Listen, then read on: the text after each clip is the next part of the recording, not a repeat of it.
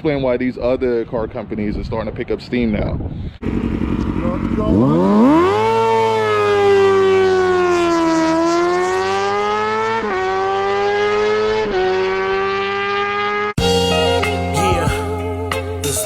There's hate, lies and games, faith.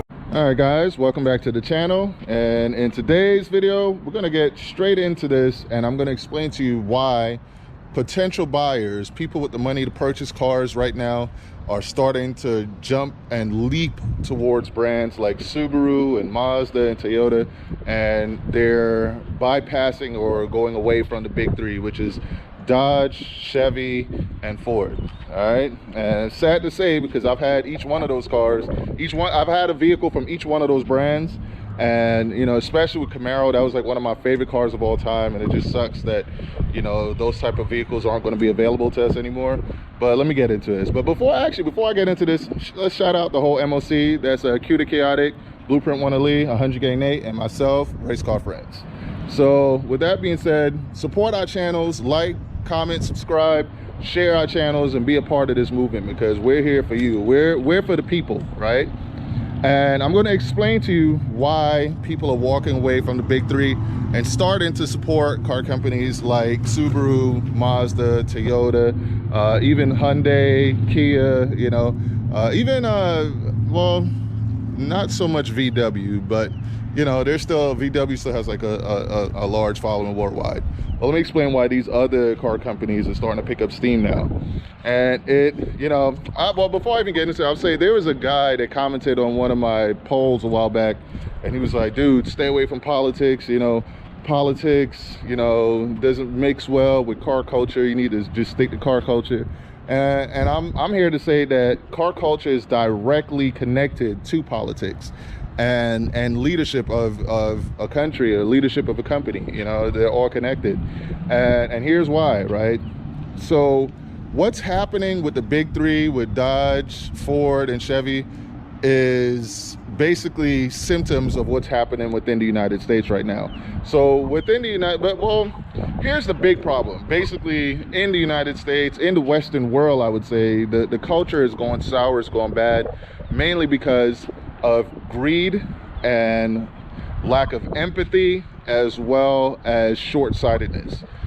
So the greed has made and let me preface all of this by saying that the majority of the people, I can't speak for Europe and stuff like that, but I would say the majority of the people within the US are really good people.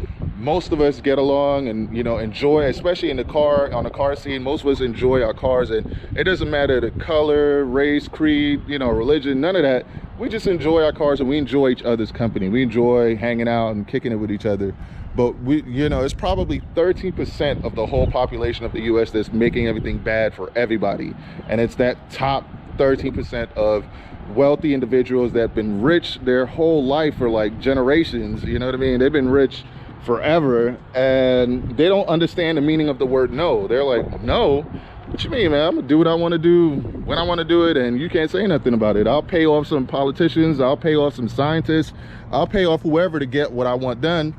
And that greed has led us to where they're pushing, you know, agendas on all of us, and also our car companies, and it's ruining the car culture, it's ruining the quality of life for everybody, and it's only making life better for them, because what they've done, they've put in place, you know, agendas within the healthcare system, within the banking system, within, you know, media, that keeps us all fighting and picking sides and choosing and not getting along, just so that that chaotic environment will allow them to keep getting richer and richer and richer, where, you know, we're going to try and buy our way out of feeling unhappy. Because, you know, what makes people happy is really just other people.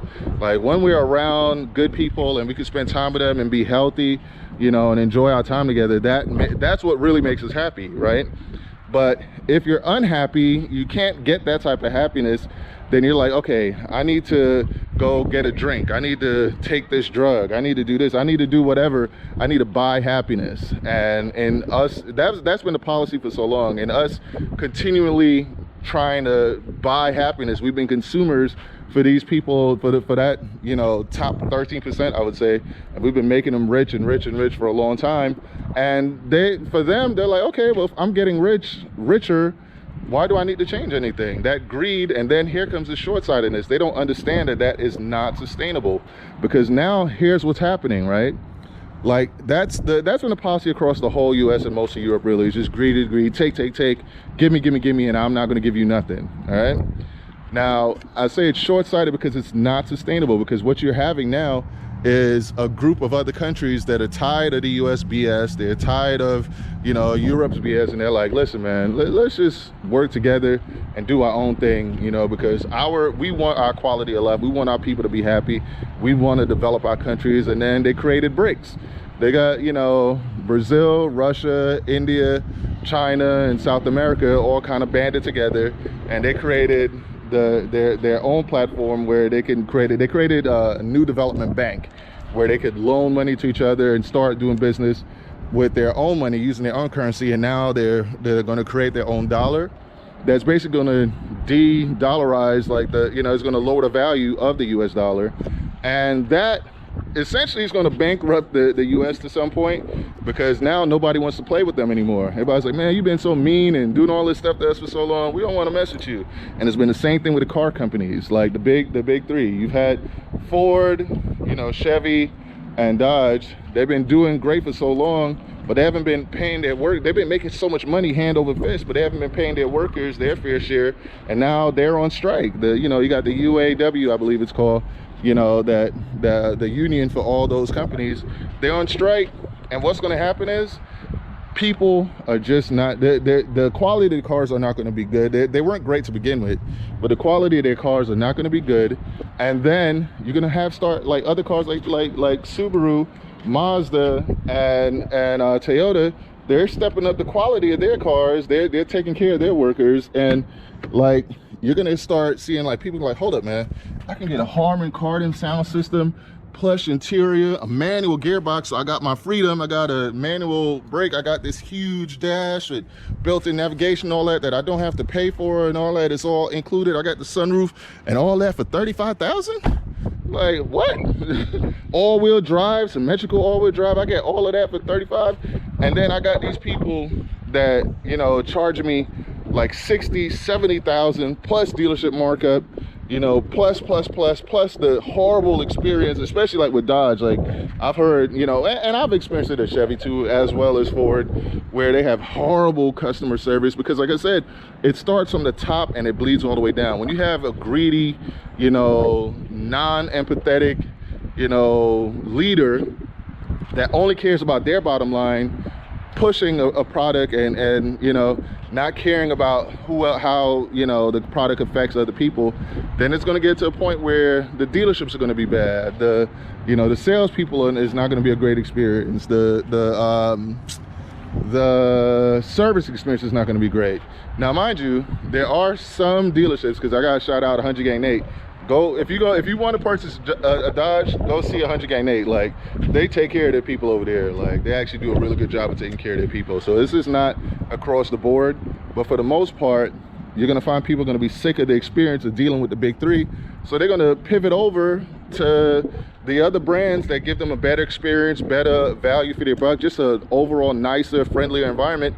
The same thing that's happening with the US. Like, you know, other countries, you got the UAE, you got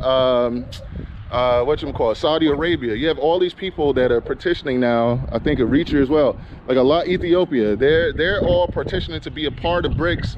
So you're going to get to a point where the majority of the world is going to switch away from the dollar, the same way how people are going to pivot away from the big three, which is Ford, Dodge, and Chevy. And the reason why they're getting away from, well, I keep saying Chevy was GM, you know, same thing. But the reason why I say, you know, they're the same way how they're pivoting away from the, you know, from the US and from Europe actually as a whole, is for better treatment overall. And unless the big three understand that, unless they can bypass, they can make some changes and be like, okay, this greed and lack of empathy is not sustainable. It is short-sighted. It's not working for us, and we're going to crumble unless they make drastic changes. They're going to fail. They're going to fall apart, and these are the new companies that are going to rise, you know. And I tried to tell you guys like a long time ago, I was like, this whole electric car thing is not what they're telling you it is. The whole electric car thing is just about more money, power, and control. If they could fully, you know, control the whole vehicle, they're like, oh, you missed the payment, all right, we're going to put it in self-driving mode and return the car back, and we go sell it to somebody else and make more money. That's their ideology behind it. You know, they'd be like, okay, and then it works even with the criminal system. Be like, okay, you're driving while intoxicated because we scanned you and you looked intoxicated, bam, you got to come out $10,000 now. That's the greed in them that's shutting down the whole auto industry, and people think it's, you know, it's for climate change and all that. It's not. It's because these people are rich and greedy. They're not used to hearing no. They're used to getting everything that they want, and they're used to getting it from us. They're used to keeping us fighting amongst each other, fighting. We don't see that the problem is them, so we can't unite against them. We can't, you know, push them out of power and put in place new people. So that's why they keep us fighting, and they've been just greedily taking. But it's getting to the point now where, well, I'll tell you this, right? People don't realize this. Well, what made the US great once upon a time was its diversity, was the fact that you had so many different, like, it was unlike any other place in the world, where you had people from every walk of life, from every place on the earth. Basically, you had a huge brain pool to draw from. You had a huge talent pool to choose from. That's why they were winning everything in the Olympics. They were winning everything in science. They were winning everything in music. Everything you could think about. It's because they had such a huge pool of diversity and talent to choose from. But now what's happening, because you've put, you know, the people that are greedy, that are at the top, they've got everybody fighting amongst each other. So there's no unity. There's no real American. There's I'm a libertarian, I'm a Democrat, I'm a Republican, I'm a conservative, I'm this, I'm that. You know, I'm not like you. It's individualism now. So there's no more unity. And because of that, the people that are like-minded, that do think more along the lines of like, man, I just want to be happy and be around good people and stuff, they're flocking to different brands, they're flocking to different countries, and they're abandoning the US and the big three. So, you know, it all goes hand in hand. It's all connected, you know. And the only way to change it, like I said, is to get through to the people at the top and get them to have a change of heart or a change of ideology, or just replace them with a brand new form of leadership. And then we can get back to enjoying our cars and our culture and just enjoying each other and doing the things that make us happy, which is just hanging out with each other, doing car stuff, or, you know, hanging out at each other's houses, watching football games and stuff like that. Things that really unify us and not divide us. But yeah, sorry for the huge long rant, but I feel like I needed to get this video out there because a lot of people don't understand like where we are in history right now, and I kind of wanted to put it out there and let you know where we're at and where things are heading. And if nothing changes, then I'm gonna say companies like Subaru, Mazda, Toyota, you know, Hyundai, Kia, they're gonna keep going up, and they're gonna replace the big three. Especially if they keep offering cars like these with internal combustion engines, manual gearboxes, fun things like these hood scoops, and cars that promote emotion and fun and stuff like that. These are the companies that are going to take over, because the whole electric thing is not, it's a good to have it as an option, but don't mandate it that everybody has to have it and stuff like that. Like, that's not going to work out. But yeah, man, hope you guys enjoyed this video. Like, comment, subscribe. Tell me if you think that I'm wrong for saying what I'm saying, or tell me if you feel where I'm coming from, if you can see the merit in what I'm saying. All right, I know, you know, YouTube and stuff probably not going to like this, and they're going to limit my views and shadow ban me and do all that stuff, but whatever, man. They don't pay me enough anyway, so I'm just going to spit the real. So I'm just going to tell the truth. So hope you guys enjoy this, and with that, race car friends out.